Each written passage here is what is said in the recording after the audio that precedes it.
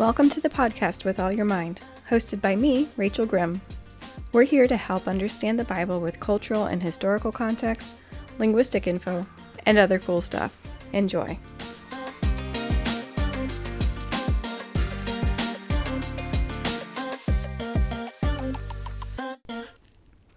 Hi and welcome. This is Rachel, and this is With All Your Mind.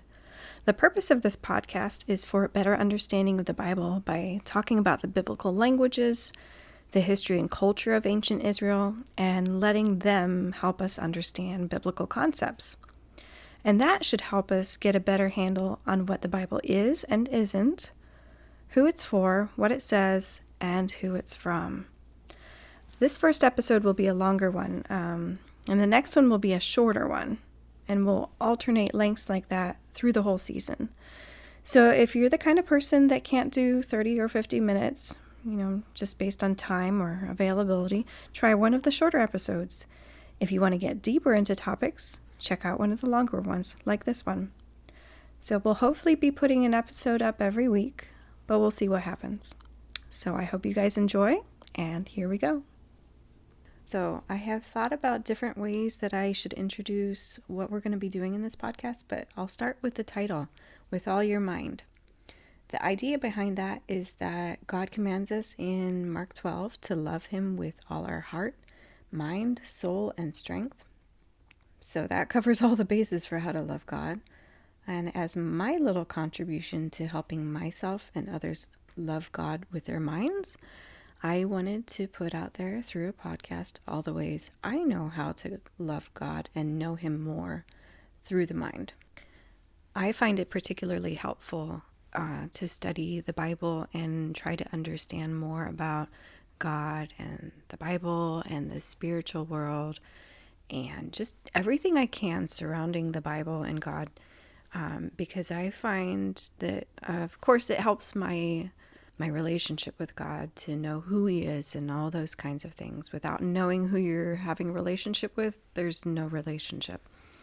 What I find it to be helpful with, and I'm hoping might be a part of how it's helpful for others, is that the more information you have, the more you can act and know, and the less you can act on feeling. And I'm talking specifically about fear. I find that ignorance breeds fear. And the more information you have, the right applicable information to what you need, the less fear you feel like you need to act on.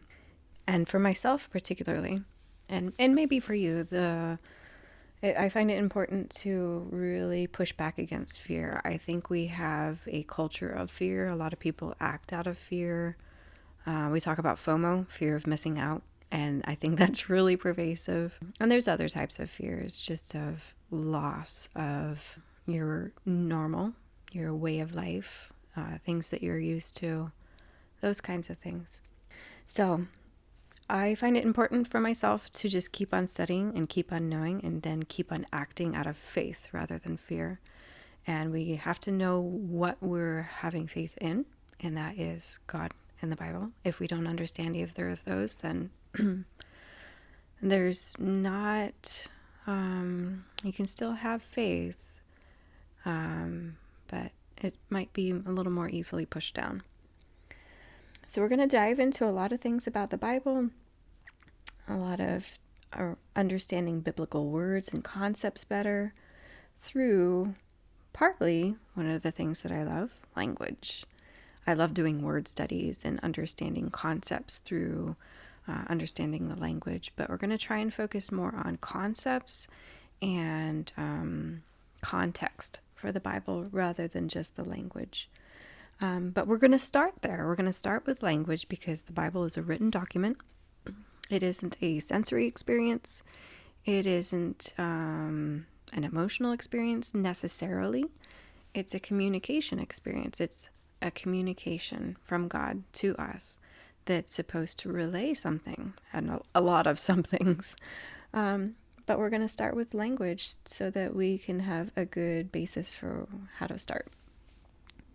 So I'm going to start off with saying we have a couple of drawbacks. I don't know what to call them. Maybe setbacks, drawbacks, just maybe hurdles to get over because of the Bibles that we have.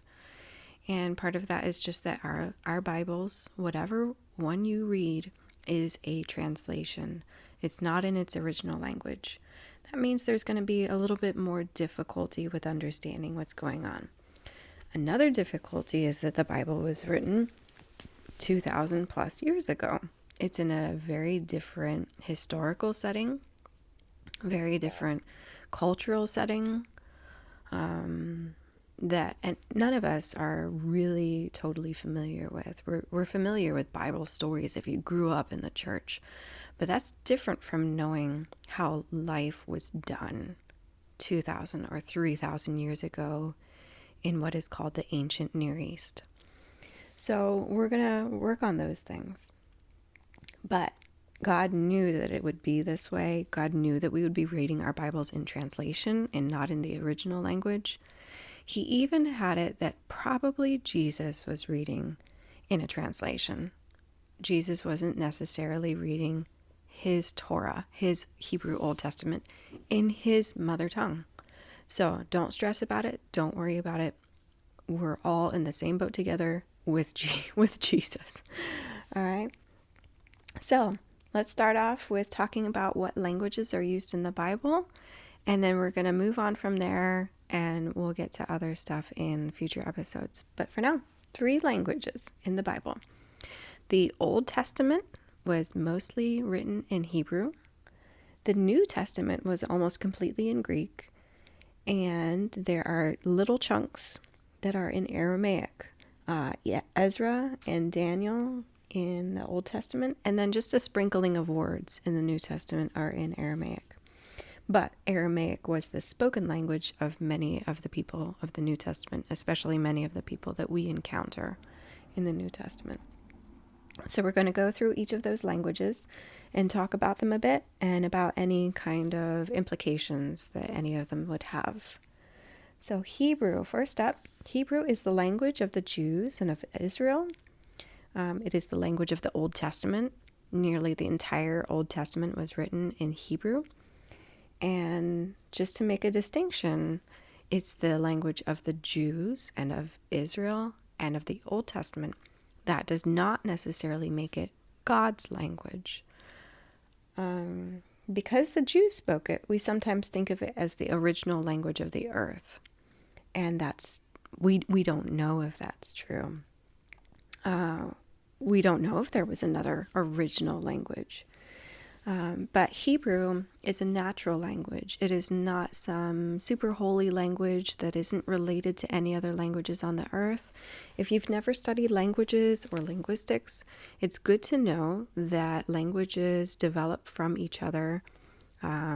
English, for instance, is an Anglo-Saxon language, right? If you're white, we often say Anglo-Saxon. What does that mean? Well, the Angles were people in Britain, and the Saxons invaded the Angles from continental Europe. We are actually, English is a Germanic language. It is most related to German and more, but from further back, so it's not a direct correlation to modern German. But we also have lots of influence from Greek and Latin, so that we know, I'll stop there. But basically, you can watch the history of languages and how they merge and how they mix and all these kinds of things. Like, oh man, there's just all sorts of things that I could tell you. Any word that has KN, not like knife, is a German word. But any word that starts with a C, but it sounds like an S, like city and civic, that comes from Latin. There are characteristics of languages so that when you are looking at a language, you can see characteristics and you can kind of tell its history a little bit. Hebrew is no different in any sense from all of those things that I just said. It's a natural language. It's not a unique language that's different from every other language on the earth. It's not a tongue. It's a Semitic language. That is a language group language family. And in this sense, there are only three major language groups, and one of them is Semitic.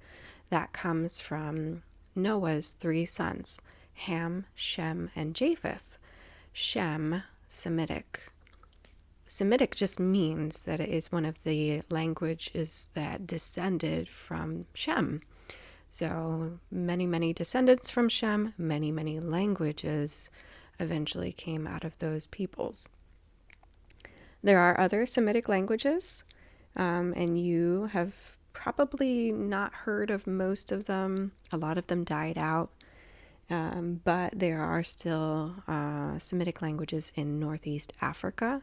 Ge'ez, I forget if that's in Ethiopia or Somalia, but there's Somali languages, Ethiopic languages, and Aramaic, one of the other languages in the Bible, is another Semitic language.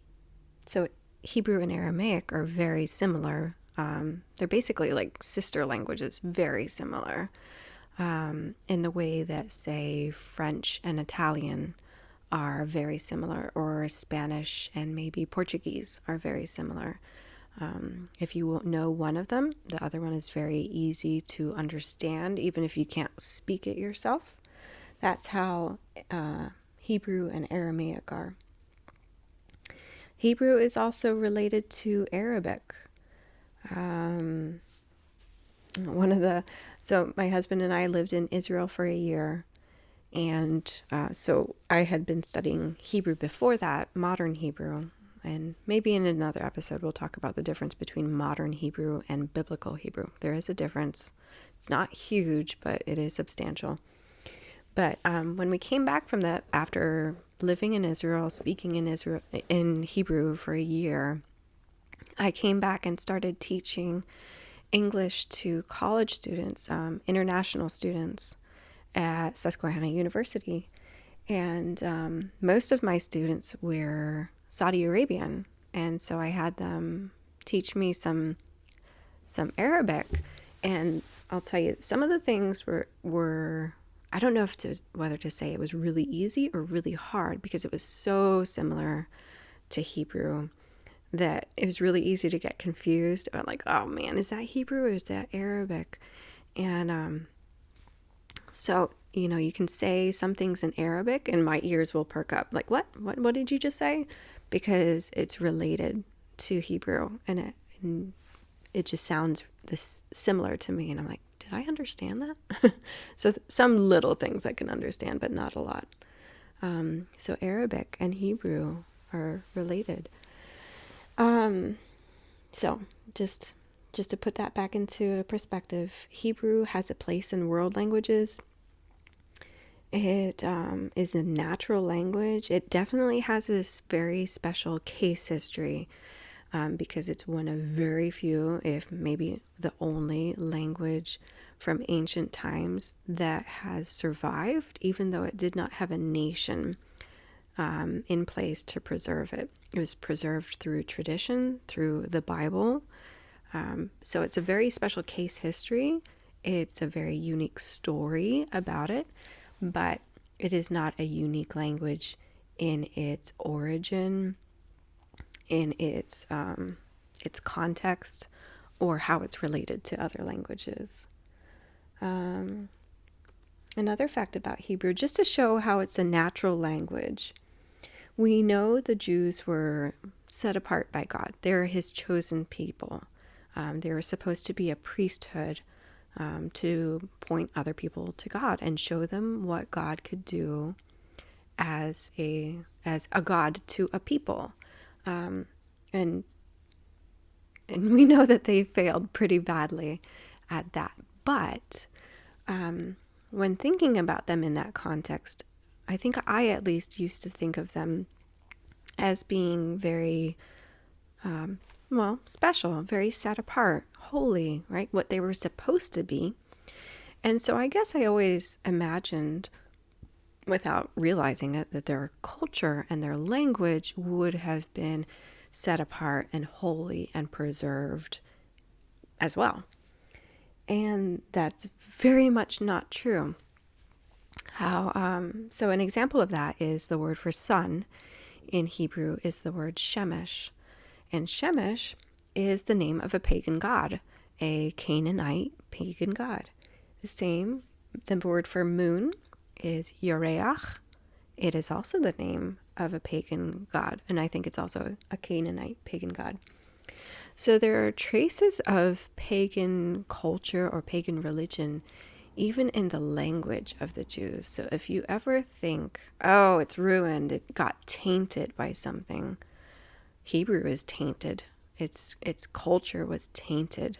There is no special little glass case that Hebrew got put in to preserve it from any weirdness or pagan influences. It's the same way in any language. Sometimes people try to preserve their language or their culture or their experience from any kind of pagan influences. You might think of this through different decades when different books or cultural influences came around, like Harry Potter. And the Christian church just got up in arms about, Harry Potter, and I don't know what effect it's had, but think about this. Our language is very much tainted by pagan religion. An example, if you think about the days of the week, I think every single day of the week is named after a god or something that could be a god. Sunday, day of the sun. Monday, day of the moon. Tuesday, I don't know what Tuesday is. Wednesday, Wotan's Day. That's a Nordic god. Thursday, think about Nordic gods that you might have known about in a movie. Thursday, Thor's Day. Friday, I think that's another Nordic god, but I don't know what it is. And then Saturday, I don't know that one either. I'm going through the months of the year. They're just named after, I don't think they have pagan influences. But we have a ton of stuff in our culture that has pagan origins. That doesn't make it satanic. That just shows that our culture is influenced by the world. And the Hebrew language is too. All right.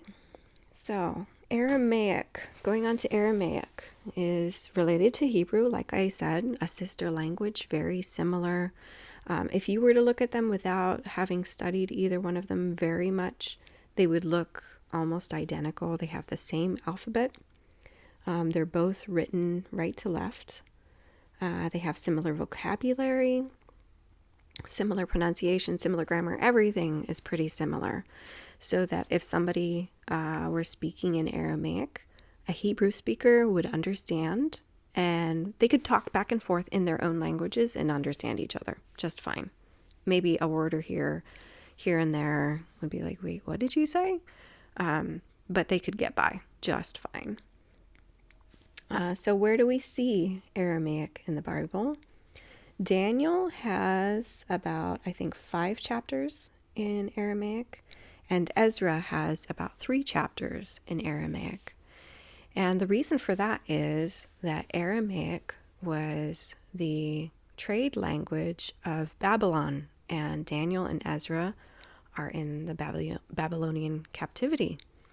So they are writing, I think Ezra at least was writing to somebody that would have been speaking Aramaic. So he's not going to write to them in Hebrew, because they may not have even known Hebrew. He was writing to them in their language, in Aramaic. In the New Testament, so that's all we have, by the way, in the Old Testament in Aramaic, is those 2 books, Daniel and Ezra, just portions of them. And then in the New Testament, we have just a sprinkling of words here and there, where you see Abba Father in Jesus' prayer in Gethsemane. And Paul uses twice, Abba Father. That word Abba is Aramaic. So it's just preserved as Aramaic in our Bibles. And then, depending on your translation, I'm not sure which translation has it, but mine does, I think.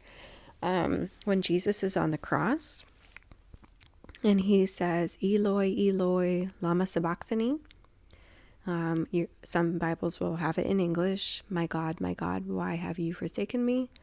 That is in Aramaic as well. So we just have some phrases and words in the New Testament in Aramaic, not whole passages. So why and how was Aramaic used? Well, Aramaic was a trade language, meaning empires used it from about 500 BC all the way up until 500 AD, a 1,000-year span of time when it was the language that you could do business in all through the ancient Near East, which is what we would consider the Middle East, or Turkey, Greece, Israel, Egypt, Jordan, Lebanon, Syria, Iraq, even as far as Iran. All of that whole region, Aramaic would have been understood as a trade language. And if you're not familiar, trade language is a language that people learn, even if it's not their own language, because they know they'll be able to do business in it. So English today is our trade language. If you travel to anywhere practically in the world and you don't know the language there, the native language, you'll know that you can probably get by pretty well with English. You might get ripped off because you won't know.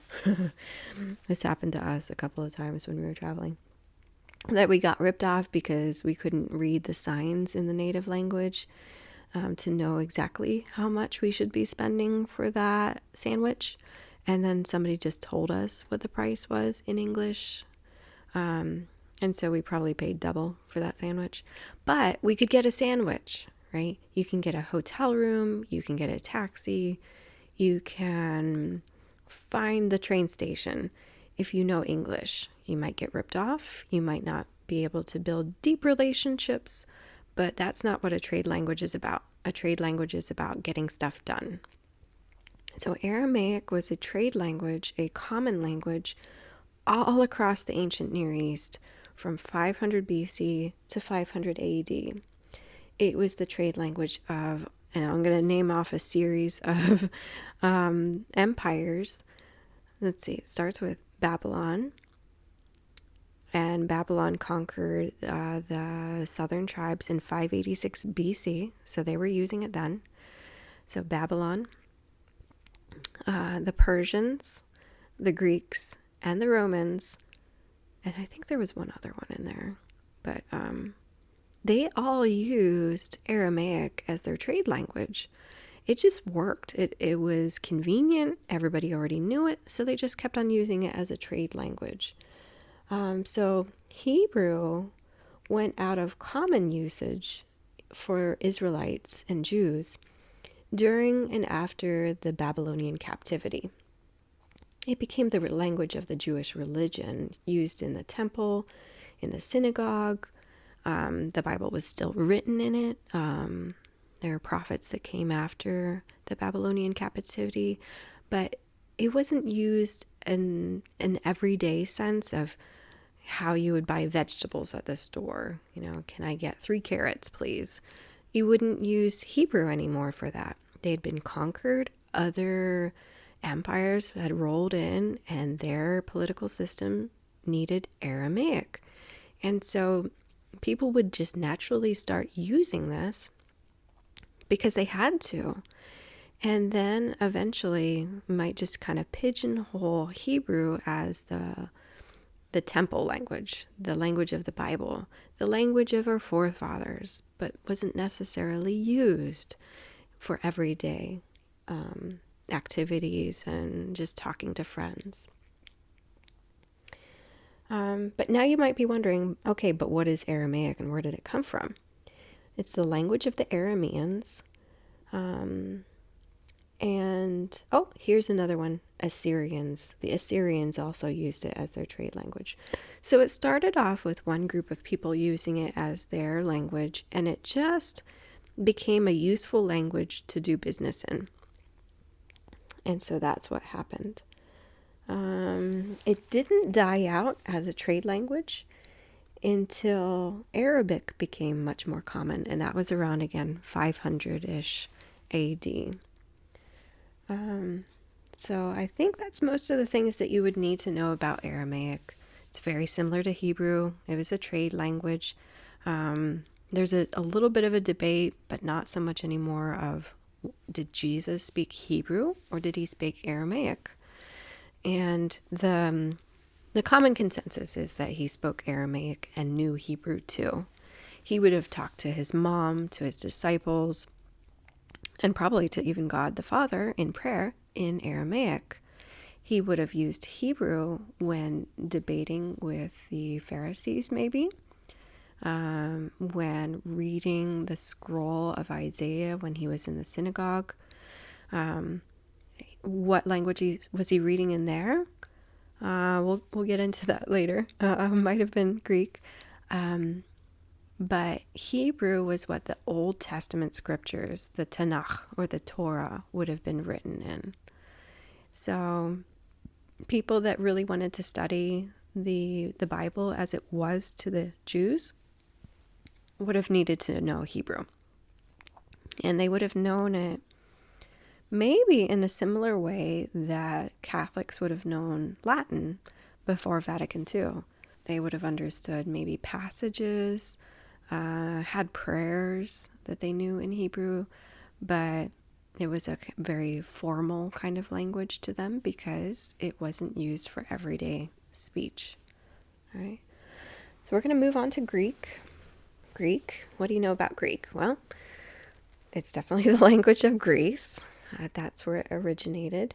And in ancient Greece, different city-states, because Greece wasn't a unified country until much later, different city-states had their own dialect. The Attic dialect was from Athens. The Ionic, you remember the Ionic columns if you studied that in high school? The Ionic dialect was from Smyrna. And even to this day, Cyprus has its own dialect of Greek. So the Greek Empire, well, Alexander the Great was the one that kind of solidified the Greek Empire beyond the borders of Greek actual, as we could say. But he spread it as a new trade language in the 300s BC. So when was Aramaic? 500 BC to 500 AD. Greek overlapped with that time, 300 BC until I think at least 200 or 300 AD. Greek was used as another trade language. So if you knew Greek and Aramaic, you could get by in most of the Greek Empire, which was all of those countries that I listed. You could get by really well in all of those places. So Greek was the trade language in Palestine because of the Greek political system. But the Romans used it too after they conquered. And why did the Romans use it? Because they had Latin. Why should they use Greek? Well, everybody already knew it. They had to spread Latin, and that hadn't happened yet. Now, there's a particular Greek dialect that was being spread as this unified, common Greek language, and we call it Koine. It's spelled Koine, Koine Greek. And this was the common, and we call it common, this was the widespread Greek dialect. We mentioned all of those different Greek dialects. This is the one that kind of made it, that kind of became more common than the other ones. And scholars really didn't know much of anything about Koine Greek until the 1900s. They knew about Ionic Greek, they knew about Attic Greek, they knew about all of these other dialects, and there's lots of Greek literature, right? Homer wrote in either the 800s or the 900s BC. It was well before Jesus. He wrote the Iliad and the Odyssey. Those are massive, and that's where the word epic came from. They are epics. They're big, huge stories. And I don't know what dialect that was written in, but it was not Koine.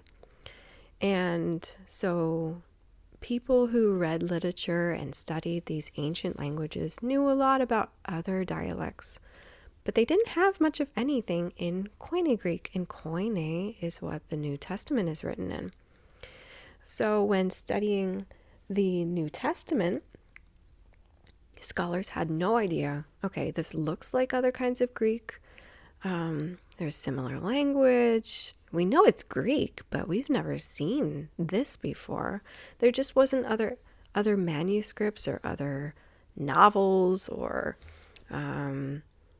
tablets or anything that they found with Koine Greek in it. And so they really wondered if Koine Greek was this special divine language that God gave to the New Testament writers to write the New Testament with. Like, if we can't find it anywhere else in history, what the heck is this language about? And it wasn't until they found manuscripts in Koine Greek right around the turn of the century, I think it was like the 1880s or 1890s, when they found a whole bunch of manuscripts. And it was like these tablets that were just kind of like inventory in marketplaces. Like, they found really basic, really normal evidences of these languages. And then they realized, oh, okay, it's just a dialect that we just didn't have anything from. And so they started to get more and more information about the vocabulary and the ways that this phrase is used and that phrase is used, because before that, they had to make some guesses. They had to kind of wonder if Paul made up a word for this particular thing. And then they found these manuscripts and they realized, oh, no, Paul wasn't, manufacturing words here. He was getting it out of the culture. This was just a very normal vocabulary. So the example I like to use is the word axios. In Paul's writings, he uses it to mean, and how we translate it is worthy. Walk worthy of the calling with which you were called, meaning live up to what God has asked you to do. Don't slack.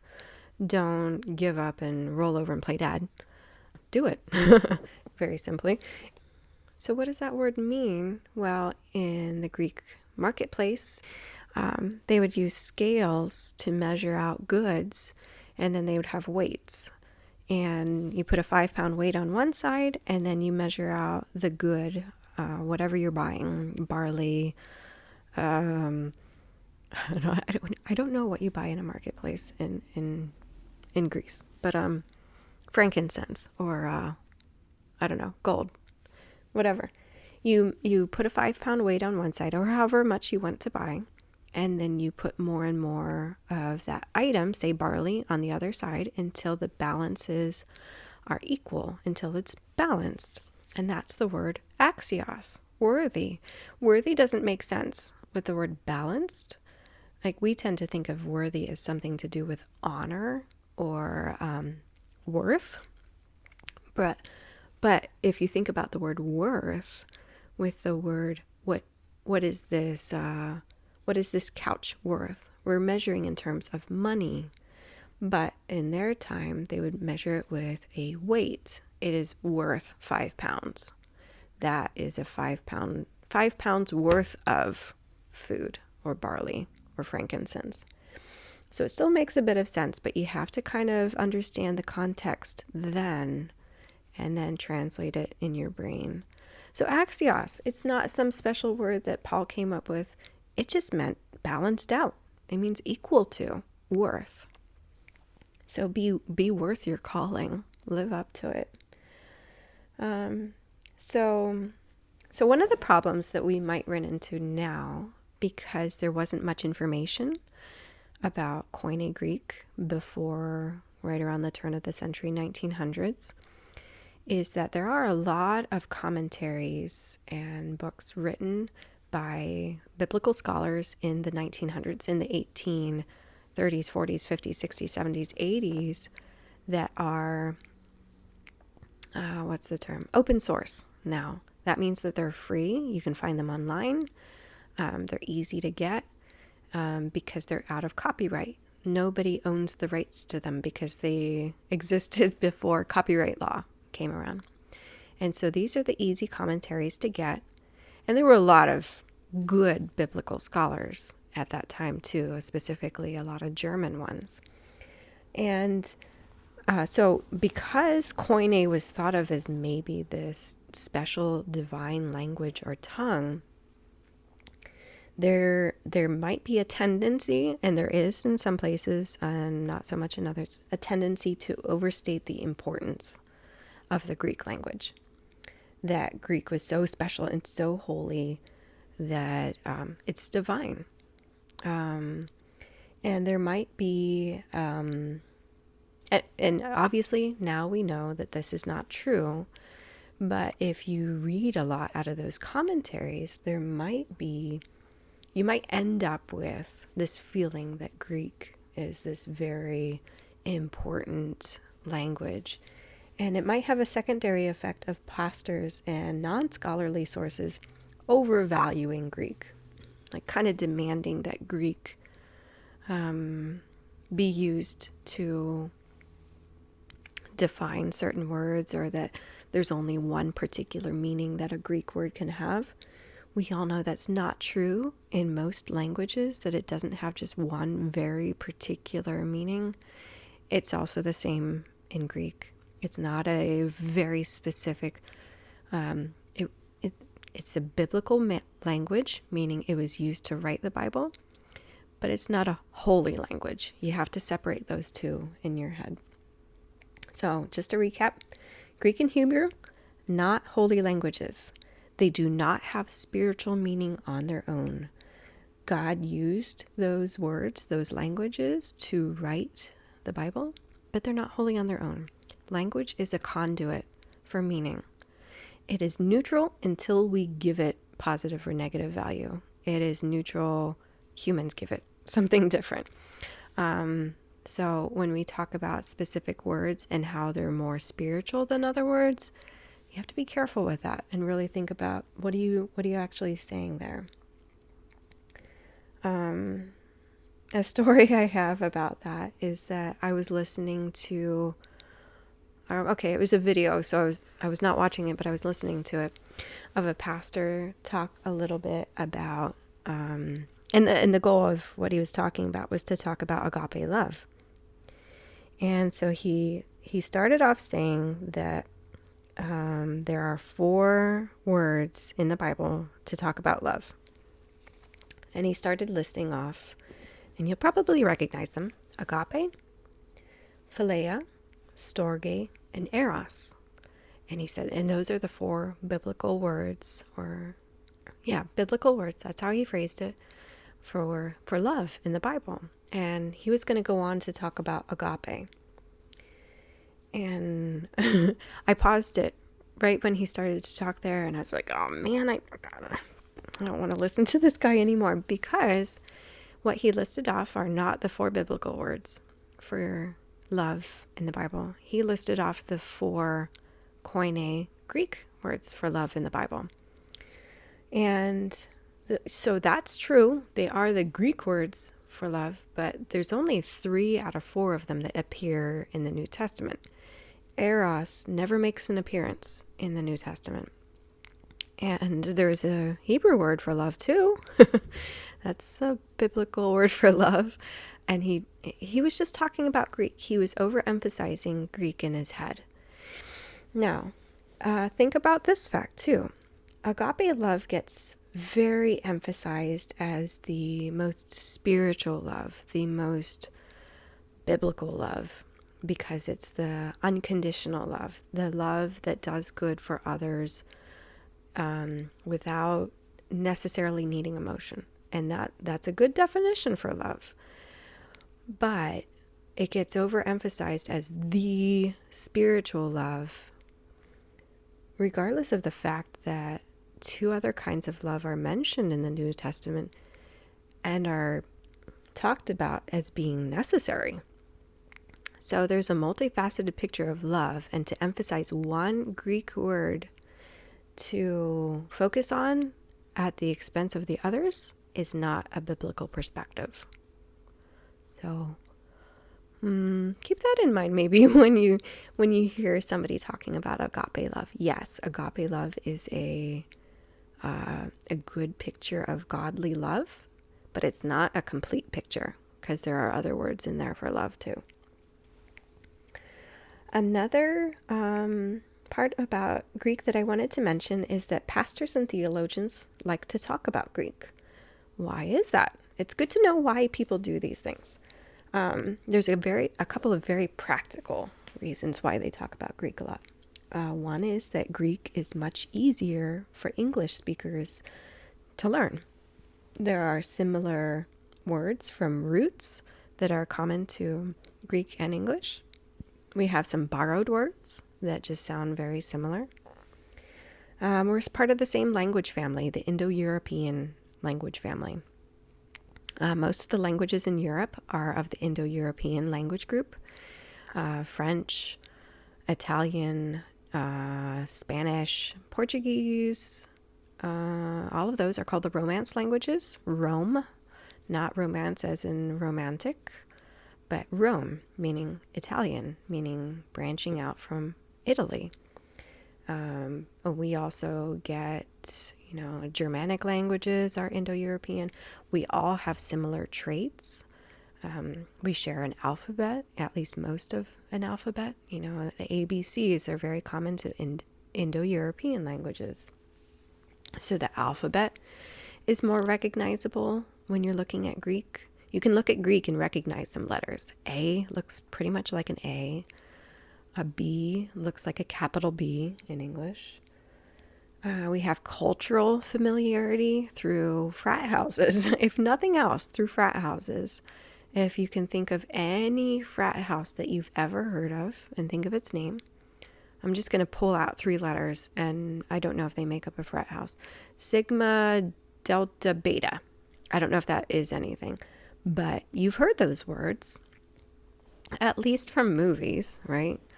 And those are Greek letters. You talk about Greek life, Greek letters. Those are Greek letters, so you've at least had some familiarity with them. Greek is just a more familiar language. It is more closely related to English than in some other languages. And we can draw parallels between the languages because of their similar structure. So the way that Greek is translated into English makes sense because we can do it more easily. Hebrew, on the other hand, is much more foreign feeling. It is from a different language family. It's from the Semitic language family. It has a completely different alphabet. It's even written, quote unquote, the wrong way. It's written right to left instead of left to right. So left-handers rejoice because you won't get smudges on your hand. Or is it the other way around? Either way, But so because it's in a different language family, there are fewer parallels in the structure, in the alphabet, in the grammar, and in the culture. It's a different culture. So it might make it seem like Greek has a higher standing simply because it's more studied. Pastors might be less intimidated by Greek, have more resources, or it might just be easier for them to learn. So Greek tends to be more emphasized, more talked about, and it's just because of more access, more familiarity, and it just seems easier. So if pastors study a biblical language, they tend to study Greek. Hebrew is a far distant second if they study anything, and so it's just more commonly referenced. Not because it's more important, just because it's more commonly studied. So now we're going to go on to my last little part here. And that is, what do we see in the English Bible? What's different and what makes it difficult? It looks a little bit different. It sounds a little different from Greek and Hebrew because it was influenced by Greek and Latin spelling and grammar. And we'll talk about that in a bit. And we're almost done, guys. We only have a couple more minutes here. I don't know if you've ever noticed this, but people shy away from the Old Testament. And why? Well, it's dense, it's long, it's a lot of history, a lot of unfamiliar territory, but the New Testament just feels more familiar and light. And part of that, is we have the face of Jesus in the New Testament. So we kind of finally, quote unquote, see God for the first time. And that makes it feel much easier to digest. But the culture, the context, even the location of the Old Testament feels more unfamiliar, and it seems more familiar in the New Testament. And part of that is a false sense from how names have been changed. So just a couple of facts that will demonstrate this. All three languages that are used in the Bible, Greek, Hebrew, and Aramaic, don't have the letter J. Okay? So you think about all the names that you've ever read in the Bible and how many of them have a J in it. Okay? I'm just going to start thinking chronologically and go through Bible. Joshua, Jonah, Jacob, Joseph, Jesus, Judas, James,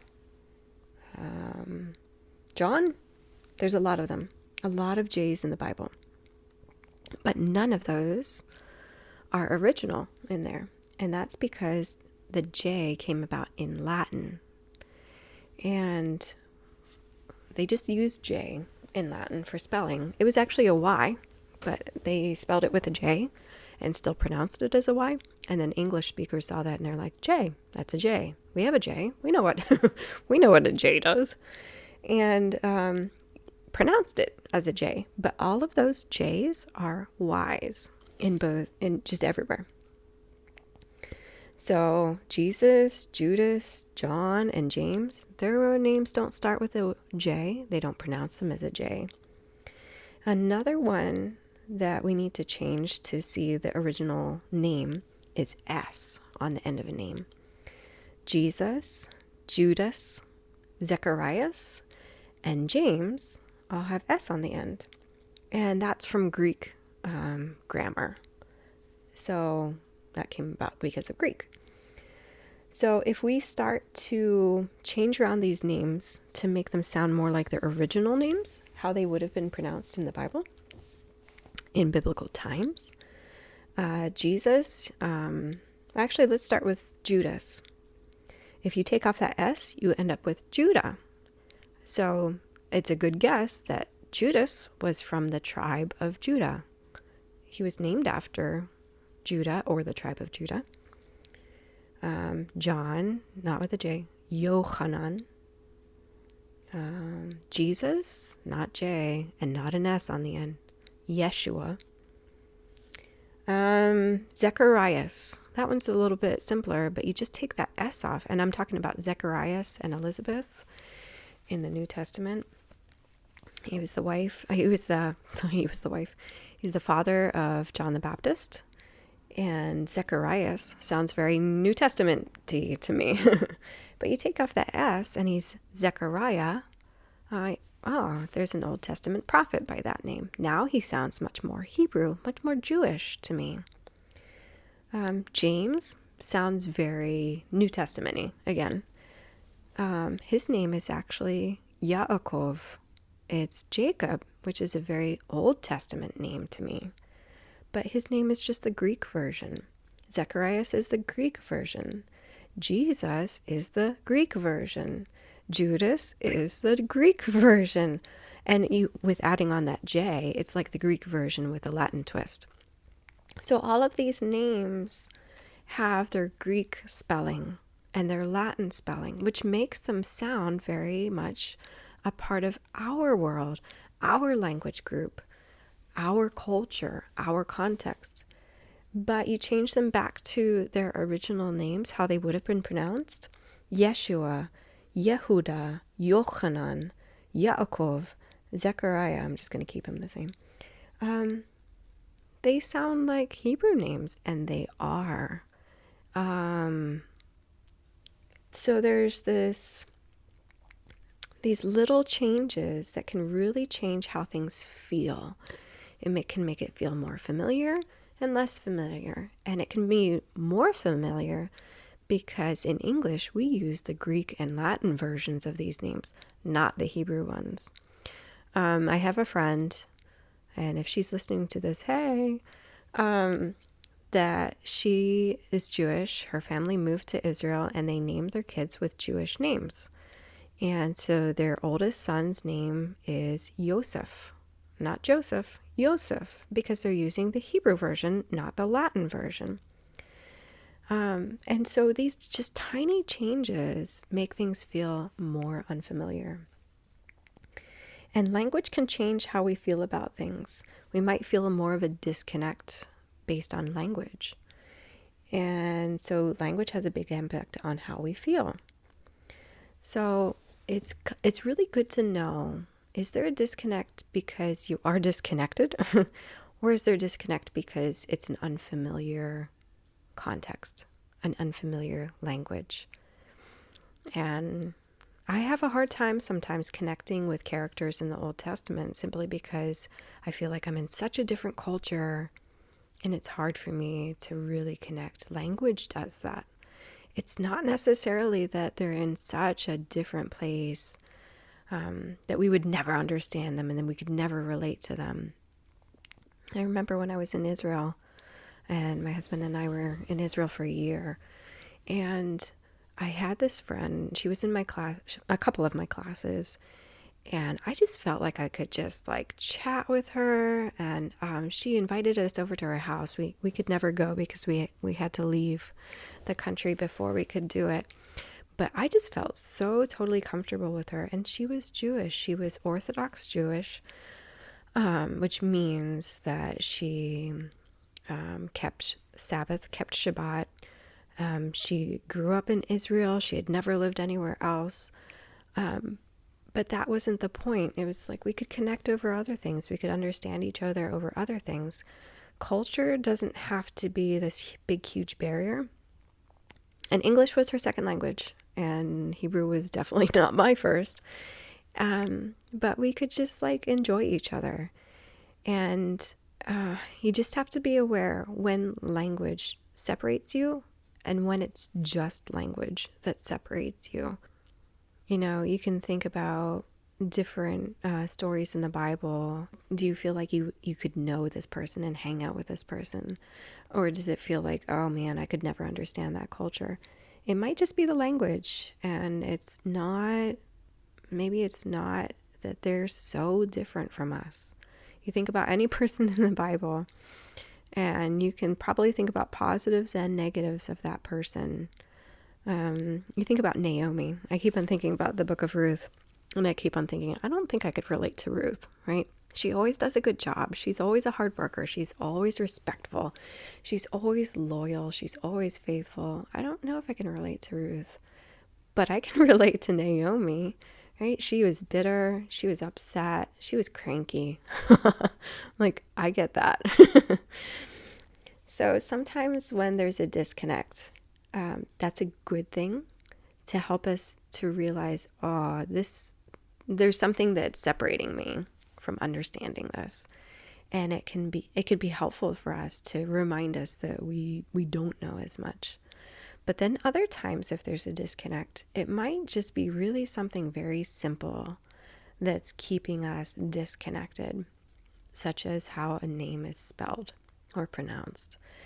And yeah, so depending on if you're on the side of familiarity or unfamiliarity, comfort or discomfort, sometimes God uses it both ways to get us to where we need to go.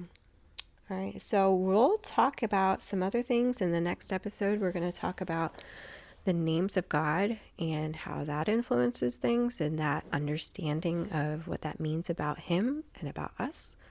And we'll probably talk about those next. All right, so I hope you guys learned something. I hope it was interesting.